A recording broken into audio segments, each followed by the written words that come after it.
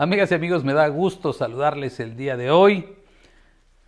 Y la pregunta es, ¿por qué Yasmín Esquivel Moza, ministra de la Suprema Corte de Justicia de la Nación, impuesta ahí por Andrés Manuel López Obrador, después de que la UNAM ha revelado que sí plagió su tesis, sigue en su cargo? ¿De quién es la responsabilidad? ¿De la Suprema Corte, del Senado de la República, de la Universidad Nacional, de la Autoridad Judicial? Yo creo que en primera instancia esa responsabilidad en un mundo normal sería de ella misma. Pero eso no va a suceder por una razón, o por varias más bien. Varias razones, entre ellas que primero la señora no se manda sola. Si fue impuesta en un gobierno autoritario por el principal autoritario, pues no va a ceder en su intención de mantener ahí a la señora hasta que él le convenga. Es decir, ella no es dueña de su destino político ni público, porque responde en este gobierno autoritario a una autoridad superior a él, una autoridad política a la que ella está sujeta, lo cual no debería ser, pero así es, ¿no? La segunda es pues todo este entramado de corrupción, de tráfico de influencias y de conflictos de intereses que hay en torno a una posición de poder muy relevante en este país, como lo es de ser ministra de la Suprema Corte. Imagínense ustedes toda esta telaraña de corrupción, todos estos diablitos que fue colgando en todos lados con la idea de tener una posición de poder, de influencia a largo plazo, a todos los años que le faltaban que le faltan pues en estricta teoría, por desempeñar ese cargo. El nivel de compromisos que hizo ella, más allá de López Obrador, de la mano de su propio marido, contratos, arreglos, negocios, compromisos políticos, chambas, no le puedes quitar de pronto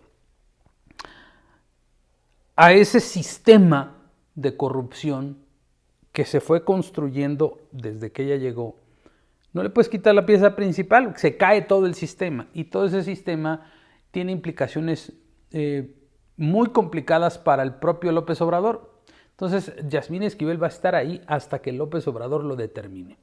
En el momento en que mantenerla ahí sea políticamente más costoso que quitarla, o en el momento en que encuentre un sustituto o una sustituta para que vaya a esa posición y vuelva a reconectar estos cables de corrupción, que no es lo mismo, porque el nivel de confianza y de intimidad política que tiene López Obrador con esta familia, con José María Riobó, que es su contratista favorito, el que hizo los segundos pisos, el que tiene contratos a modo en el gobierno de la ciudad sin necesidad de licitar, el que planeó lo del aeropuerto de Santa Lucía, del que no ha volado ni una sola vez López Obrador. Es muy complicado quitarlos así nomás, porque es como arrancarles un músculo. Esta es una de las broncas que tiene y hoy la tiene que estar aguantando, pero pasa a romperle la dinámica a la vida institucional y pública de más de uno, porque yo no creo que los ministros de la Corte estén muy contentos teniendo una compañera así que pone en descrédito a toda la Corte. Todo lo que haga y deje de hacer la señora a partir de que se reveló que es plagiaria de su tesis, es un asunto muy complicado para todos. Yo me imagino ser ministro junto con ella y pues tener que saludarla, es un motivo de vergüenza, la verdad, ¿no? Por otro lado, la bronca en que metió a la UNAM, que por alguna razón, para bien o para mal, estas situaciones de crisis vale la pena que las monitoremos, vale la pena que pensemos en ellas como elementos que pueden romper la dinámica de unas prácticas corruptas dentro de la propia universidad Y ahí sí me parece que lo que debe hacer la UNAM, de acuerdo con sus facultades y con sus atribuciones, es revisar a profundidad qué cosa puede hacer con eso. ¿Por qué? Porque en la UNAM este año 2023 viene la renovación la rectoría. Eso es lo que está en juego, y de la manera en que se desempeñe Graue, el rector Graue, dependerá el futuro de la UNAM, y dependerá de que López Obrador no capture a la UNAM como ha intentado capturar al INE, al INAI y a todas las instituciones, a la CNDH, que ha ido capturando permanentemente. El futuro de la UNAM está en riesgo, el futuro de la Suprema Corte está en riesgo, pero esto es el resultado de que en México le hemos dado mucha más importancia a las personalidades que a las instituciones. Por ahí hay un meme que dice que a los fanáticos de López Obrador les quitas dope y se quedan sin nada. Bueno, más o menos es así, porque ellos dependen única y exclusivamente, su centro de gravedad, su sol, el centro de su sistema, es López Obrador. Y cuando no exista López Obrador va a seguir existiendo como persona, pero a querer o no, no es lo mismo ser presidente que no serlo. No va a tener el mismo nivel de poder, no va a tener el mismo nivel de influencias, no va a tener mañaneras, no es lo mismo. Le va a costar mucho más trabajo tratar de influir en la vida pública.